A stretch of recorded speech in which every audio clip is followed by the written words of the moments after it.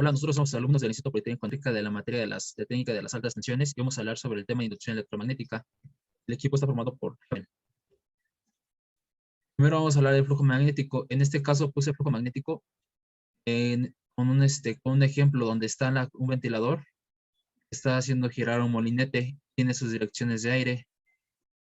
Obviamente este molinete tiene un ángulo de giro donde se mantiene en cada posición. Dependiendo de la posición va a tener su ángulo. La cantidad de aire que va a circular a través del molinete va a depender de la posición en que se encuentre la cara del molinete. En este caso, en las imágenes podemos observar, por ejemplo, en la imagen de A, se muestra el molinete, el aire le toca directamente a las caras.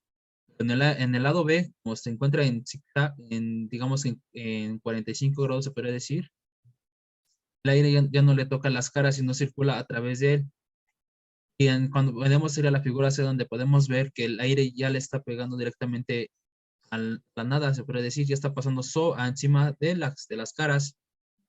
Para calcular este flujo de aire, se tiene la fórmula. La fórmula dice que si dotamos la letra F con la cantidad de aire que sale del ventilador y A, el área de la cara, podemos calcular el flujo de aire como FA, ese flujo por la del área. No tendremos flujo de aire y una situación genérica. Con C tendremos la siguiente fórmula, que F por A es por seno del ángulo.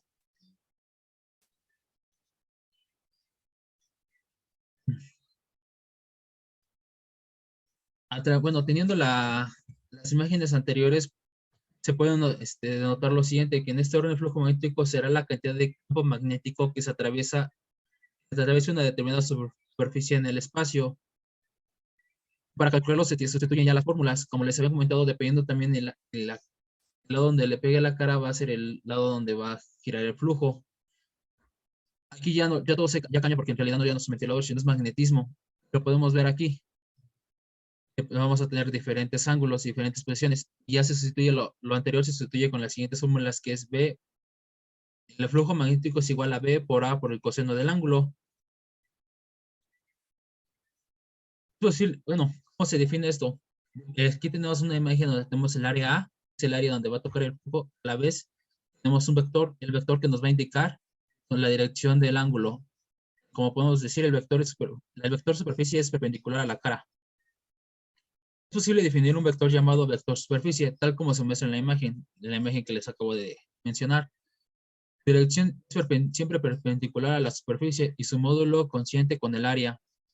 Podemos decir que tenemos esta cara, aquí esto, y tenemos aquí el vector. A veces aquí está el vector, ya sea que lo tengas en esta posición, en esta, pero siempre se va a mantener el vector superficie.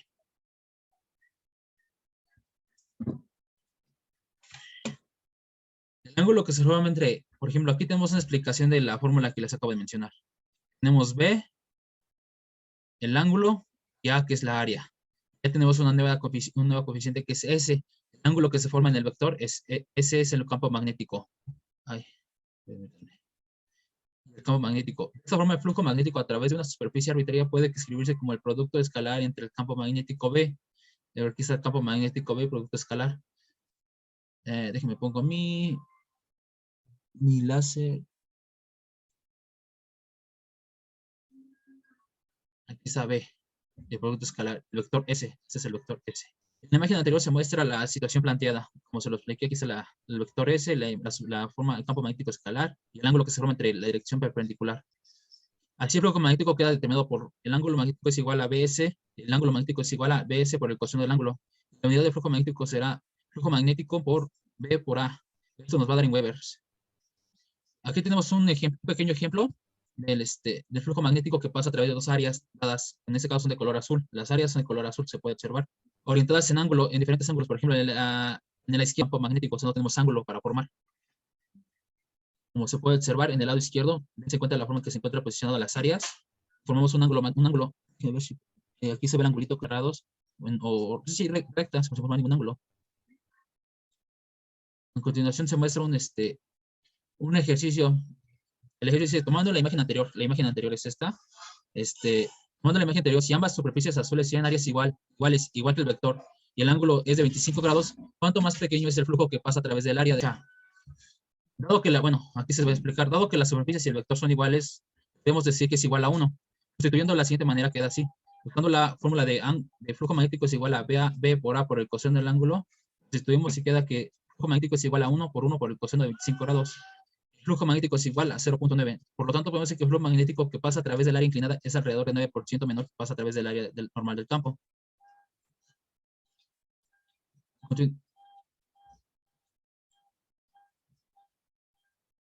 A continuación, iniciamos con la ley de Faraday. La explicará mi compañero Chávez Fajardo. Sale, muy buenas tardes. Bueno, yo voy a explicar lo que habla la ley de Faraday. La que sigue, por favor. En grandes rasgos, la ley de Faraday, o en este caso la inducción, dice que la fuerza electromotriz inducida en un circuito es igual al valor relativo de la rapidez con la cual está cambiando el flujo que atraviesa en el circuito. La ecuación que define la ley de inducción de Faraday la podemos expresar como sigue, que la inducción es igual a lo que es el flujo magnético sobre delta T. Un punto a considerar, en este caso, en esta fórmula, es que el signo menos es una indicación del sentido de la FEM que se está induciendo. Si la bobina tiene, por ejemplo, n vueltas, aparece una FEM en cada vuelta, que esto a grandes rasgos hace que se sumen cada una de las espiras dentro de esta selenoide, por así decirlo, siendo el caso de los tiroides y los selenoides, como lo comentaba. A grandes rasgos podemos resumir, o en este caso, que la fuerza electromotriz inducida en un circuito es proporcional a la rapidez con la que varía el flujo magnético que lo atraviesa y directamente proporcional al número de espiras del inducido. La que sigue, por favor. Vamos a hablar sobre lo que es la ley de Lenz. Como lo describe la ley de Lenz en términos de la contribución de la corriente inducida al campo magnético es la siguiente. El sentido de la corriente inducida es tal que su contribución al campo magnético total se opone a la variación del flujo de campo magnético que produce la corriente inducida, que es la siguiente fórmula parecida a la que teníamos anteriormente, que igual es menos el número de espiras sobre lo que es el flujo magnético sobre el tiempo. Que a grandes rasgos, la ley de Faraday, a través de su signo negativo, establece que existe una diferencia entre las corrientes que se están induciendo.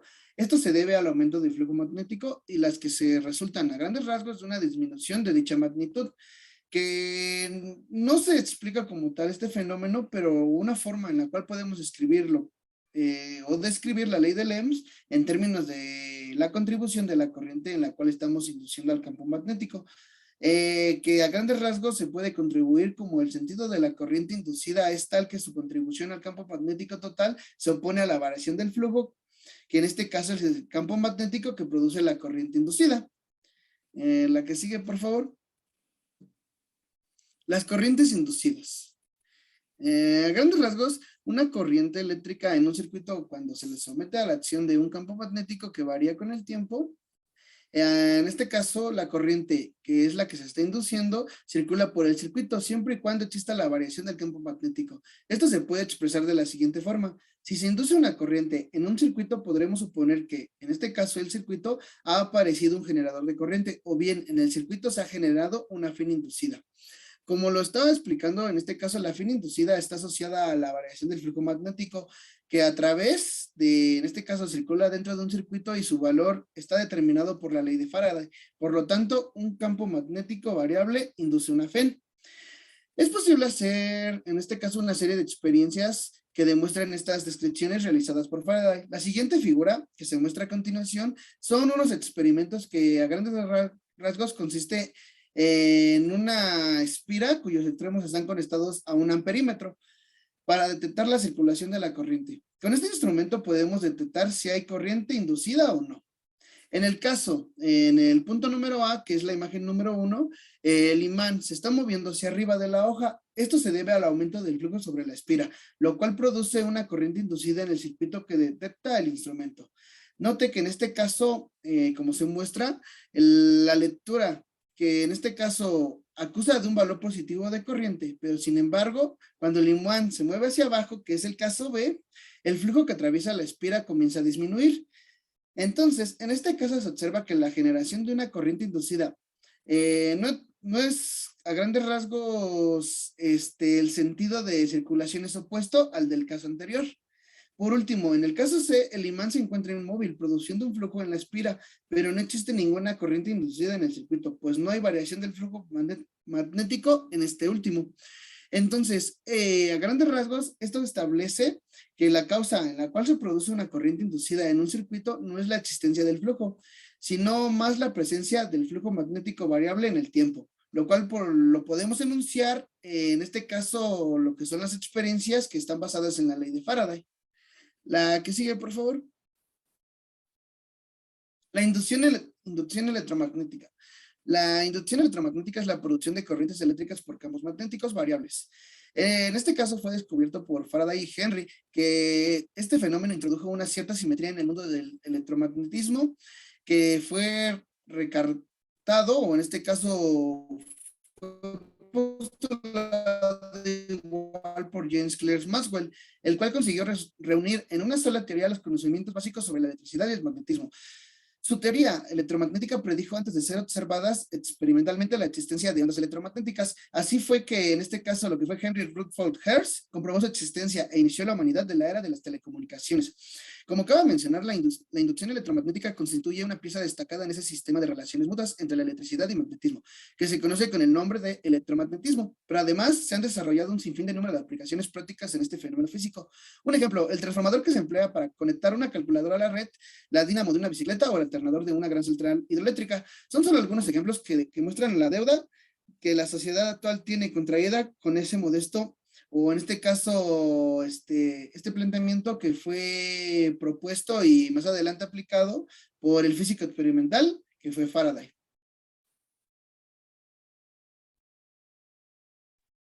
Bueno, a continuación les haré un poco ser más claro del experimento de Faraday. Hace alusión a la inducción electromagnética.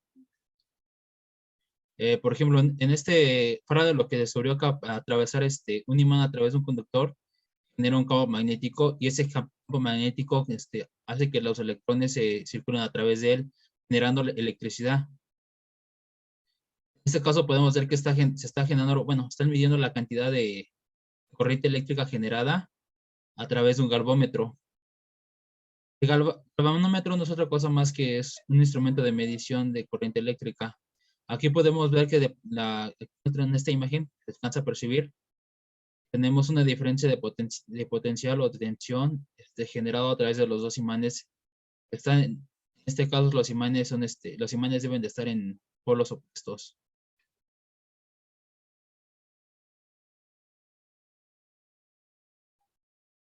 Bueno, aquí tengo unos puntos a recalcar sobre lo que hizo Faraday.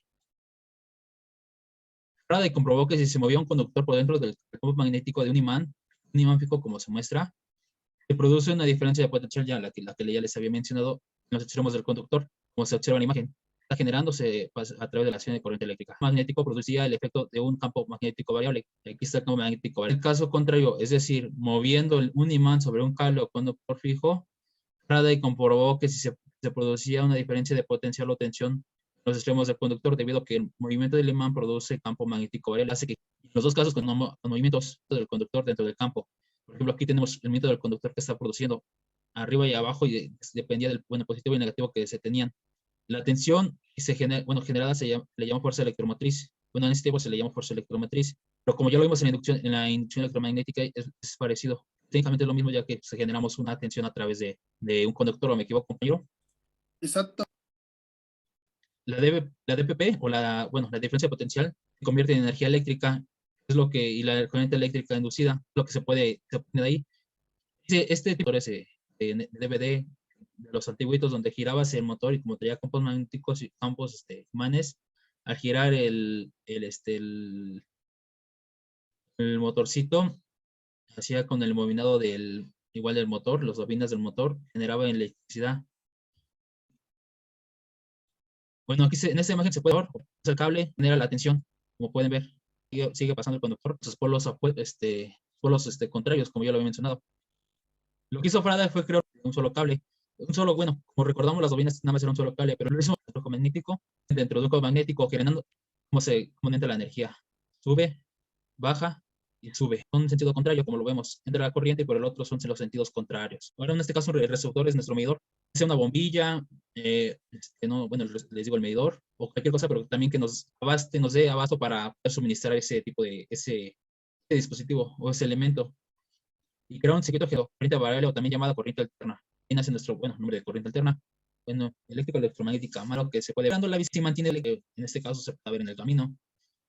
Vamos a ver qué es la fricción, hace girar el imán y la bobina. Y bueno, eso sería todo por nuestra parte. Muchas gracias por su atención.